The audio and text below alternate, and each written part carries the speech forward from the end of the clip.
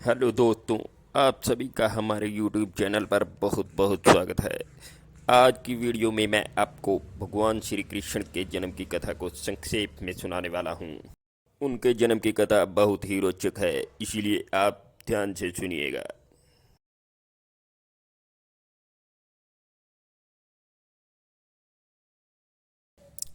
द्वापर युग में भाद्रपद कृष्ण अष्टमी तिथि की आधी रात को मथुरा के कारागार में वासुदेव की पत्नी देवकी के गर्भ से भगवान कृष्ण ने जन्म लिया था।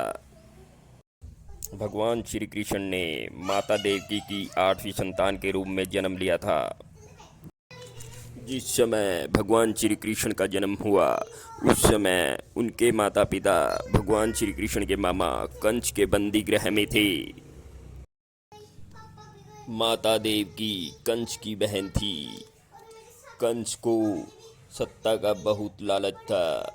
उसने अपने पिता अग्रसेन को राजगद्दी से उतारकर स्वयं मथुरा का राजा बन गया था और अपने पिता को बंदी बना लिया था।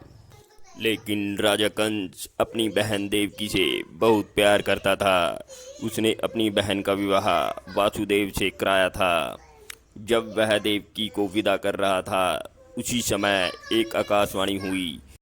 देव की माता की आठवीं संतान राजा कंस का वध करेगी।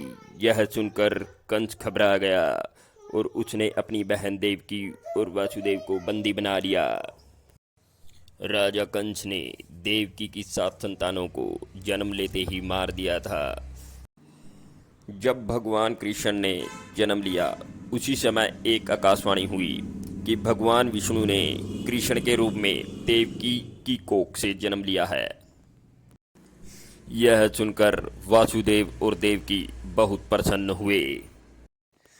आगे आकाशवाणी ने कहा कि वह भगवान श्री कृष्ण को लेकर गोकुल में बाबा नंद के पास छोड़ आएं और वहां से कन्या को ले आएं। जैसे ही वासुदेव जी ने भगवान श्री कृष्ण को टोकरी में बिठाया और उसे सिर पर उठाकर गोकुल की ओर चलने लगे, भगवान श्री कृष्ण की माया से कारागार के सारे पहरे हट गए। गोकुल पहुंचकर वासुदेव जी ने भगवान श्री कृष्ण को माता यशोदा के पास लिटा दिया और वहां से कन्या को लेकर वापिस आ गए।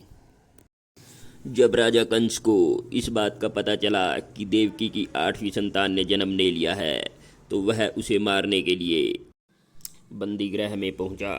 जब वह कन्या को मारने लगा तो वह कन्या उनके हाथों से निकलकर आसमान में चली गई और बोली, तुझे मारने वाला इस संसार में जन्म ले चुका है और वह वृंदावन पहुंच चुका है। वह कन्या कोई और नहीं बल्कि योगमाया थी। इसके बाद कंस ने अनेक राक्षसों को भेजा भगवान श्री कृष्ण का वध करने के लिए, लेकिन भगवान श्री कृष्ण ने सबका वध कर दिया और अंत में भगवान कृष्ण ने कंस का भी वध कर दिया और अपने माता पिता को उसकी कैद से मुक्त करा लिया।